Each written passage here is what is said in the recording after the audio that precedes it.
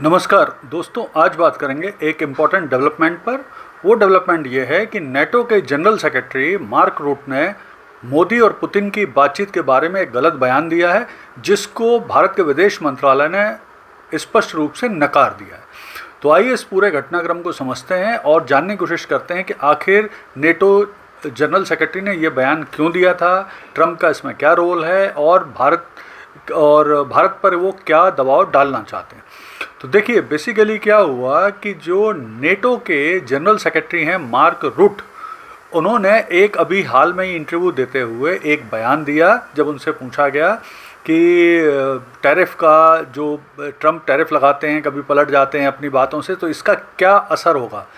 तो इस बात का जवाब देते हुए उन्होंने कहा कि देखिए, जिस तरह से ट्रंप ने टैरिफ लगाया था भारत के ऊपर, और भारत ने फिर उस टैरिफ के बाद मतलब मोदी जी ने पुतिन से बातचीत की कि देखिए, आपके कारण हमारे ऊपर 50% टैरिफ लग गया है, तो आप हमें बताइए कि आखिर आपका यूक्रेन रशिया वार के लिए क्या प्लान है। और फिर बाद में पुतिन ने मोदी जी को अपना जो प्लान है वो डिस्कस किया। तो उनका, मार्क रूट का कहना था कि ये ट्रंप के दबाव के कारण ही भारत दबाव में आ रहा है और वो इस तरह से बातचीत कर रहा है।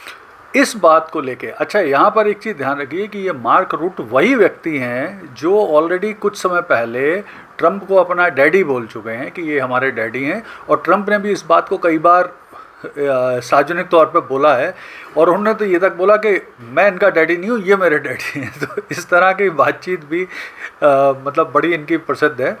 तो देखिए, यहाँ पर हो क्या रहा है कि मुझे लगता है कि इन दिनों जो ट्रंप के आसपास व्यक्ति हैं वो प्रमुख रूप से ट्रंप को खुश करने में ही लगे हुए हैं। किस तरह से ट्रंप खुश हों, किस तरह से ट्रंप की प्रशंसा हो।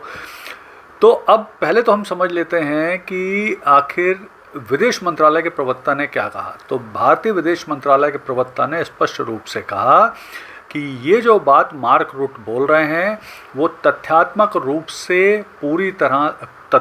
रूप से गलत है और पूरी तरह से निराधार है। यानी उन्होंने कहा कि ये बात फैक्चुअली इनकरेक्ट और एंटायरली बेसलेस है, यानी पूरी तरह से गलत बात वो बोल रहे हैं। ऐसी कोई भी बातचीत नहीं हुई है पुतिन और मोदी के बीच में जिसको वो कोट कर रहे हैं। और साथ में विदेश मंत्रालय के प्रवक्ता ने ये भी बोला कि नेटो जैसे संगठन के महत्वपूर्ण व्यक्तियों को अपनी बातों और बयानों में ग्रेटर रिस्पॉन्सिबिलिटी और एक्यूरेसी रखना चाहिए। कोई भी ऐसी बात जो नहीं हुई है या जो गलत है या फैक्चुअली इनकरेक्ट है या बेसलेस है, उसको कोट नहीं करना चाहिए जब तक वो पूरी तरह से साबित ना हो या वो मतलब उसके बारे में वो अच्छी तरह से इन्वेस्टिगेशन ना कर लें।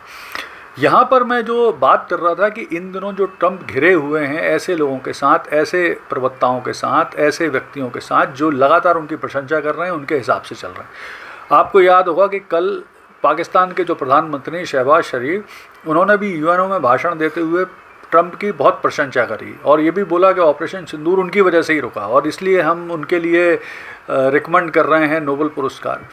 तो इस तरह के लोगों से घिरे हुए हैं, इस तरह के वो कर रहे हैं। और भारत ने चूँकि उनके रोल को नकार दिया था ऑपरेशन सिंदूर में, तो वो भारत से चिड़े हुए हैं, व्यक्तिगत अहम पे लिए हुए हैं, भारत की इकोनॉमी को नुकसान पहुंचाने की कोशिश कर रहे हैं। जैसा आपको पता है कि अभी कल ही उनने घोषणा की कि भारत के फार्मा सेक्टर पर भी 100% टैरिफ लगाए जाएंगे। तो भारतीय इकोनॉमी को चोट पहुँचाने की कोशिश वो अपने अहम के कारण कर रहे हैं, जबकि इससे भारत और अमेरिका के जो लंबे संबंध हैं जो 20-25 साल में डेवलप हुए हैं उनको नुकसान हो रहा है। इवन उनके जो डिप्लोमेट्स हैं, इम्पॉर्टेंट व्यक्ति हैं, वो भी उन्हें समझा रहे हैं अमेरिका के कि आप इस तरह से भारत और अमेरिका के संबंध खराब मत करिए। यहाँ तक कि कई विदेशी जो राष्ट्रपति हैं वो भी उन्हें समझा चुके हैं कि चीन की अपेक्षा भारत हमारा ज़्यादा अच्छा सहयोगी है, नेचुरल एलाई है, हमें इसको बचाना चाहिए। लेकिन ट्रंप जैसा है किसी की बात ना मानते हुए लगातार भारत को हर्ट करने के और भारतीय इकोनॉमी को हर्ट करने के प्रयास अपने जारी रखे हुए हैं।